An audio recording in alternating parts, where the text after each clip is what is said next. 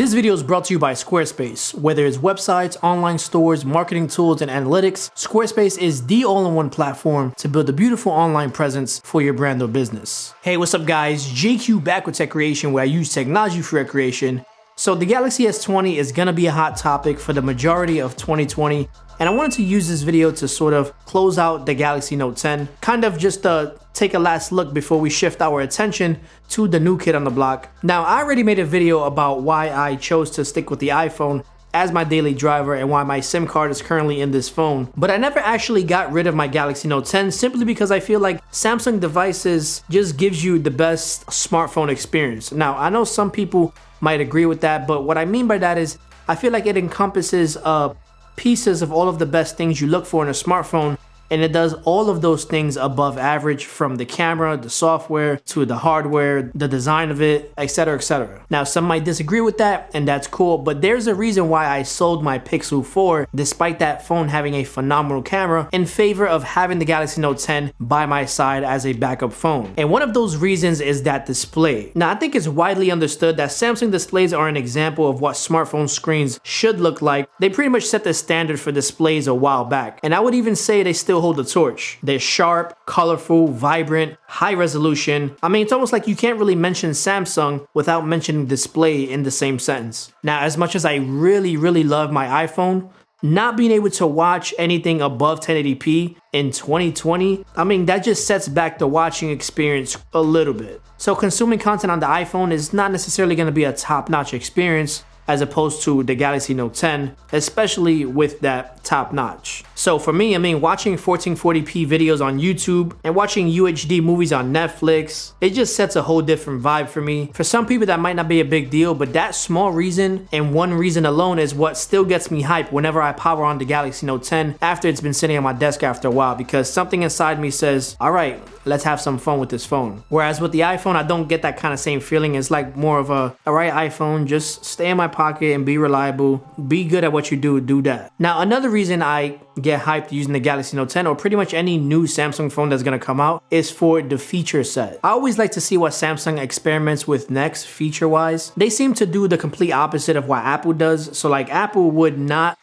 release a feature until they absolutely have perfected it, even if that means it'll take years, whereas Samsung, they could care less. You know, Samsung's not afraid to experiment with new features and have us, the consumers, test it. But now here's the thing, even if those features aren't exactly polished or like they're beta-ish, when companies do this, that shows innovation, that shows creativity, and it shows that they're really trying to push the industry forward with new ideas. And I've always admired that from Samsung. Like, for example, with their iris scanner. I really like the iris scanner feature. I thought it was a pretty good competitor to Face ID back in the day, and then they removed it. I'm not sure why they removed it. To me, it worked fine. It worked fast. It was pretty snappy, but it was something that no other flagship phone was really doing. Also, another one of those features is the IR blaster that was on top of some of the previous Galaxy devices.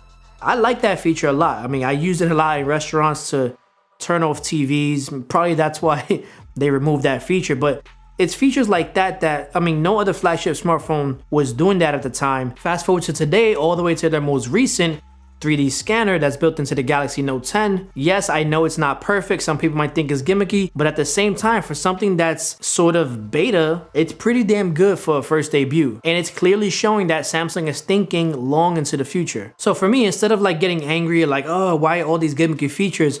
I see it as the same way I would see concept cars. Even though we never see those concept cars, it's pretty cool to look at, to see what some of these designers have in mind, what their vision of the future is like, and that's the way I see Samsung phones. Yes, not every feature is gonna make it to future devices, but it kind of sparks your imagination, you know, it gets you excited, like, oh, you know, if they did it before, I wonder what else they would do with their next device. And that's kind of how I feel going into the Galaxy S20. I mean, even looking at an accessory like the S Pen, I mean, I actually just, in my last video, compared this to the Apple Pencil. No other smartphone was really asking for this, but Samsung did it anyway. They thought outside the box, and not only did they do it, but they pretty much perfected the stylus for a smartphone. From remote capabilities to a gyroscope to precision drawing, this is one of the smallest, most advanced accessories that comes with a smartphone, and that's all because Samsung was thinking outside the box. And it's the reason why the S Pen is well known amongst artists all over the world and one of the most powerful accessories available for your smartphone. And lastly, when we're talking about smartphones, we can't ignore the topic of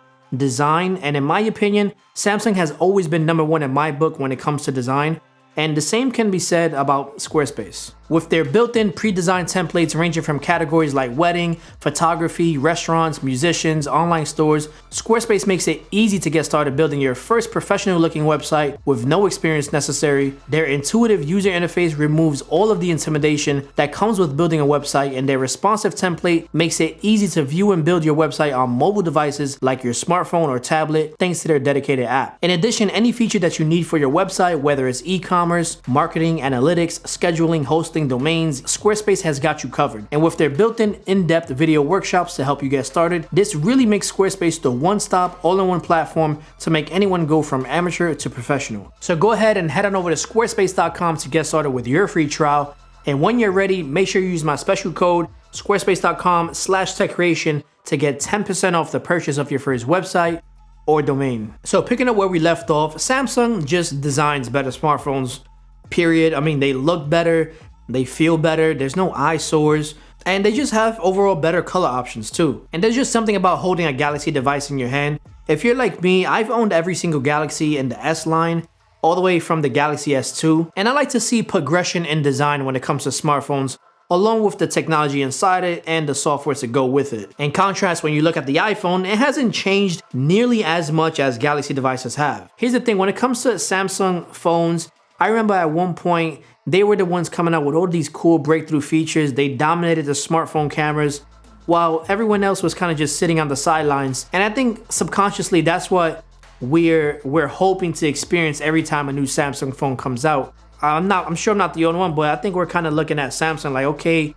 what is Samsung gonna do next to kind of set another standard to make everyone else follow and kind of push things along? And with the Galaxy S20 and 5G coming out pretty much at the same time, I'm kind of excited again for smartphones 2020 and beyond. So while the iPhone, yes, it is more of a convenient phone and more reliable with features like FaceTime and iMessage, etc., but just because something is convenient doesn't necessarily make it a better product or more advanced. And that's why regardless of which device my SIM card sits inside of, a Galaxy device will always be right next to it. So it's gonna be nice to be back home on Android for a little while. Let me know what you guys think. Drop those comments down below, and if you're new to the channel and if you enjoyed this video, show some love to that like button. Make sure you subscribe and turn on the alerts. This way YouTube notifies you whenever I drop another awesome tech video. As always, I want to thank each and every one of you guys for watching, and I will see you in the next video. Peace out.